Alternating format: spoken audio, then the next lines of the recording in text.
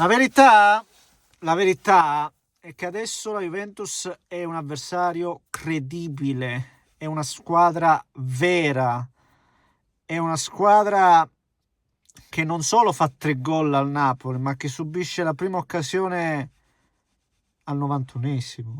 Cioè, parliamo anche di una squadra solida, di una squadra che tiene botta quando c'è da mantenere, gestire e poi colpisce.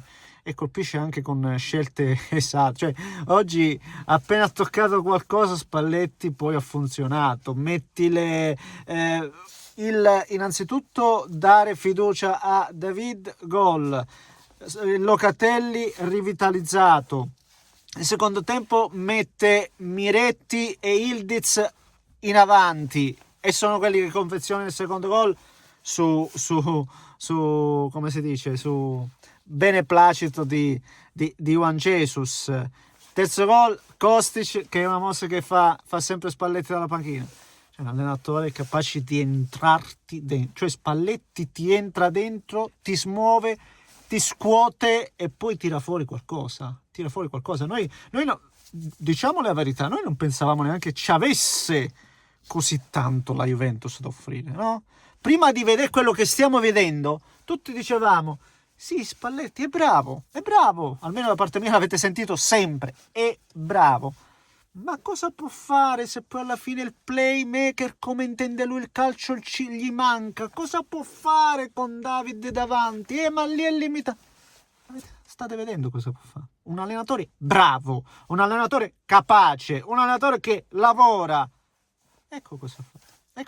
Trasforma la Juventus in un avversario che in questi anni, parliamoci chiaro, è stata una squadra sempre un po' in balia di se stessa, no? Costruita male e ridefinita peggio.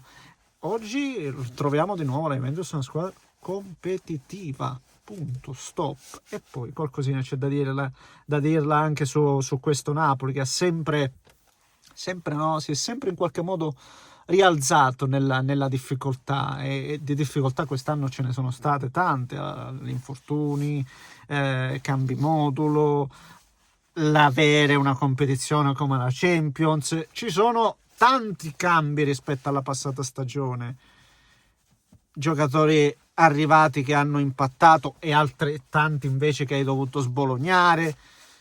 Per cui di cose da dire, signori miei, ne abbiamo. Prima, come al solito, se volete vi invito a spolliciare per soddisfare l'amico algoritmo, iscrivetevi se volete seguire i prossimi contenuti. A proposito dei prossimi contenuti, tra poco altro big match ancora più interessante sia per Inter, per Juve e per Napoli stesso, perché adesso si vede un po', no? Come si smuove questa classifica qua. Vi ricordo sempre che alle 11:30, 23:30 sarò anche in live, quindi commenteremo tutto insieme a un amico, un ospite speciale, quindi venite che vi aspetto, ve lo metto qua nelle schede, mi raccomando, sia su YouTube che su Facebook facciamo, quindi a posto. Allora, signori miei, ritornando un attimino sulla Juve, sì, come diceva Strama, questa è una squadra che da quando c'è Spalletti ha subito solo 8 gol, quindi al pari con la Roma miglior difesa, quindi si parte sempre da là, si parte sempre da una solidità, perché le squadre che poi vogliono vincere o comunque le squadre che impattano devono essere solide, perché anche oggi, no? Dove il Napoli, l'abbiamo detto, per me la forza della Juve oggi non è neanche il fatto che fai 3 gol e li fai 3 gol, ma non concedi nulla, cioè la Juventus non ha concesso nulla se non quel tiro di Vergara nel primo tempo, un episodio di cui possiamo anche andare a discutere, quello di Højlund, come si chiama? Højlund Bremer, e poi soprattutto l'occasione di Lukaku a partita praticamente finita. Le grandi squadre devono partire da questo. Devo dire che ovviamente è ritornato Bremer e questo ovviamente per forza di cose è un plus ed è un grandissimo aiuto, però attorno a Bremer crescono anche giocatori come Kelly, Kalulu, praticamente, che non viene mai meno, e quindi una squadra che adesso sa stare bene in campo, sta bene in campo. Nel secondo tempo comunque il Napoli era uscito di nuovo, aveva in qualche modo alzato il baricentro, non riusciva, la Juventus non riusciva più a rendersi pericolosa, e quindi bisogna dire che lì devi tenere. E lì la Juventus ha tenuto, non ha subito praticamente nulla, e questa è una grande forza. E poi lo dicevo prima, Locatelli, è facile parlare di David quando segna, è bravo, poi quando non segna lo si critica di nuovo. Innanzitutto devi farlo quel gol che sblocca la partita, e ne ha fatte di giocate utili, anche sbagliando tante altre volte, ma cresce sempre, lo vediamo più impattante in campo. Però ribadisco, io le cose migliori le vedo in gente come Locatelli adesso è un giocatore che in mezzo al campo si fa sentire. E ribadisco, perché ho detto questo è un evento che è diventata credibile, perché su tanti giocatori, cioè Locatelli stesso, prendiamo lui d'esempio, veniva preso d'esempio per mettere dinanzi a tutti quanto la Juventus oggi sia diventata mediocre, no? Si diceva, se Locatelli è il nostro leader, se Locatelli è il nostro capitano, se Locatelli è il nostro faro, no? La nostra guida in mezzo al campo, questa è la Juventus. E abbiamo visto che da questi giocatori si può tirare fuori qualcosa di buono, e quel qualcosa di buono Spalletti glielo sta tirando fuori, e lo si vede.